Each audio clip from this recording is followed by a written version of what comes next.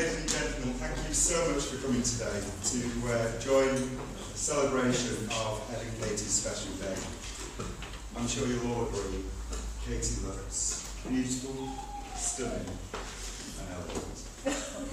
Absolutely breathtaking. So could we just please raise our glasses to...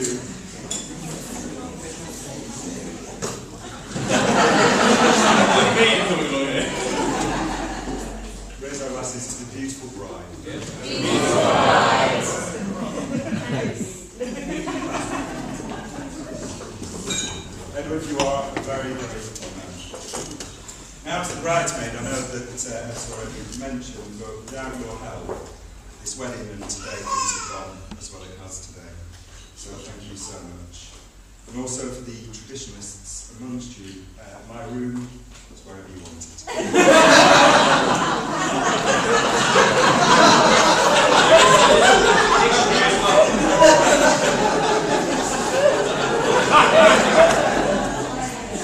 Just raise up toast for the time to the bridesmaids.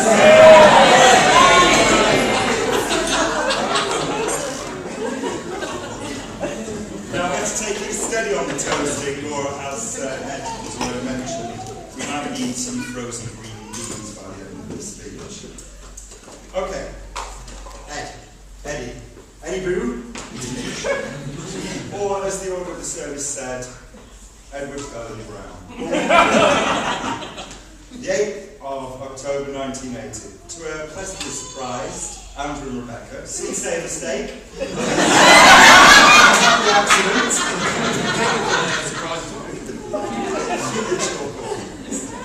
Edward was born and raised into an incredibly close and loving family in the town of Woodbridge, forever now known as Woody Woodbridge in your deceased days. While I didn't know Ed in his early years, his mates who are here today from Woodbridge, from his primary school and his nursery school, secondary school, you know a lot of it. But I believe that even from nursery school, you'd follow all your friends' examples. Is that right, Joe? Where's Joe? Just there. Anything you did, Ed would follow suit, whatever you did. You might want to ask Joe a little bit about that later on. Ed sailed through school and became a passionate supporter of the Tractor Boys at Ipswich Town. He even now takes great pride in picking him and his dad out of a panoramic photograph we've got, taken at 97 Cup final day. You can do that even after a few cheeky beers, a couple of gin and tonics, and a Bailey's, also known as Lady Boys. Back then, it was easier to pick Ed out of a huge crowd, because back then he had beautiful flowing locks. And his dad, well, you were there as well.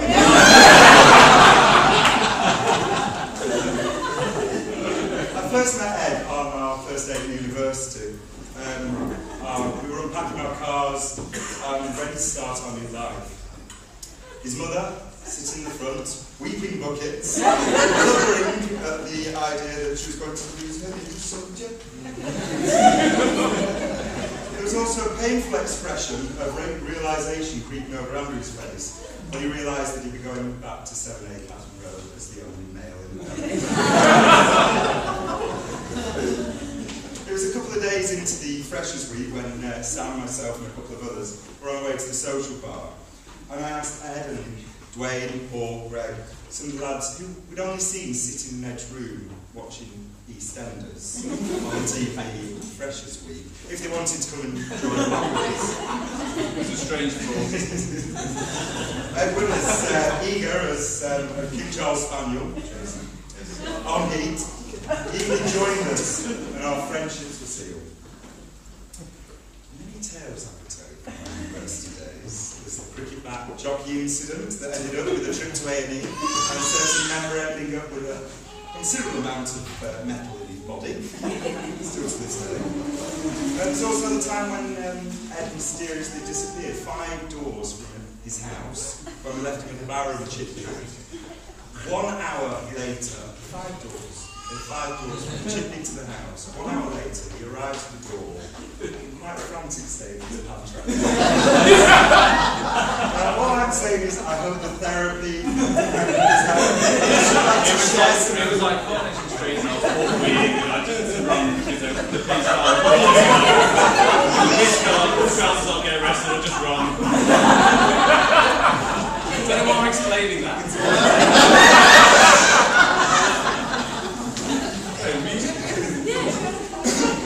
The one story I do want to just tell you a little bit about is why this man is my best friend. My stalwart and someone I can always count on. Someone who will always watch your back and look out for you.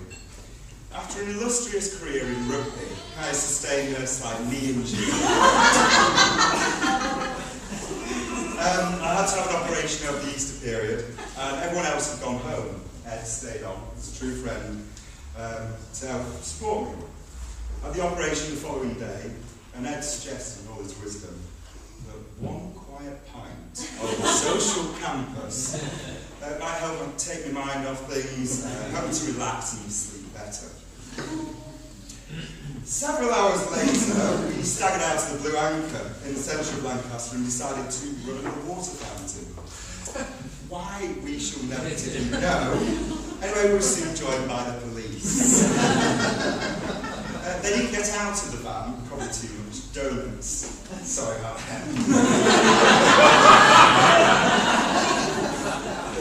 Instead, they just kind of gestured us over. So we went home like two naughty schoolboys there, apologetically, and garbled that we were very sorry, officers, and that we were going to go straight home and go straight to bed.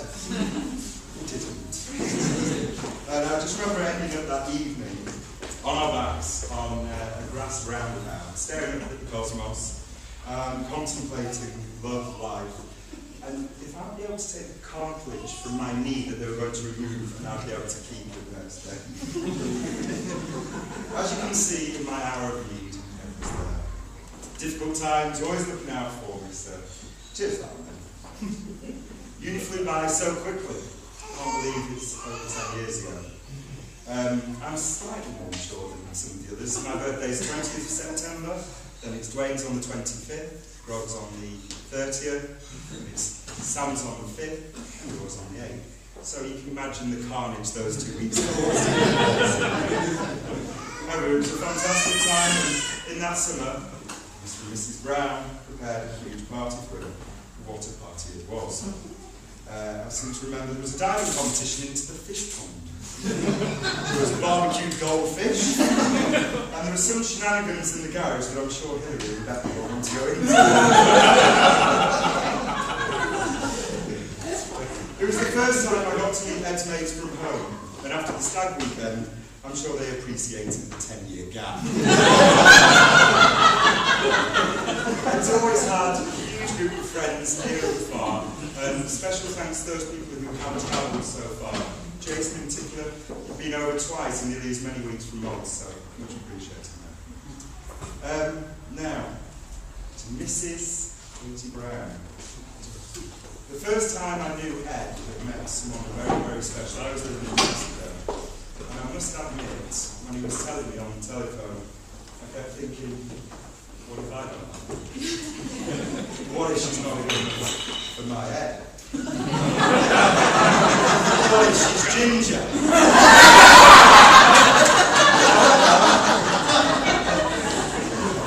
The first time I met her, I thought, punching above your weight, yeah. And then I suddenly realised that that was it. That you two were made. You two are incredible people, two of the most special people I've ever met. And the fact that there have been a few minor changes to the wedding plans over the years. And I do apologise now, my original speech for the original wedding, it was hilarious. However, today is testament to what they want, what they can achieve, and their strength and determination to do that. They'll do what they want, when they want. They'll do it their own way and in their own time. This is only the very start. I wish you the most wonderful, joyful, loving marriage.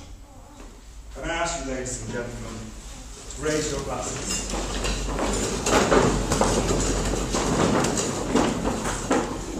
It's the happy couple. Happy couple.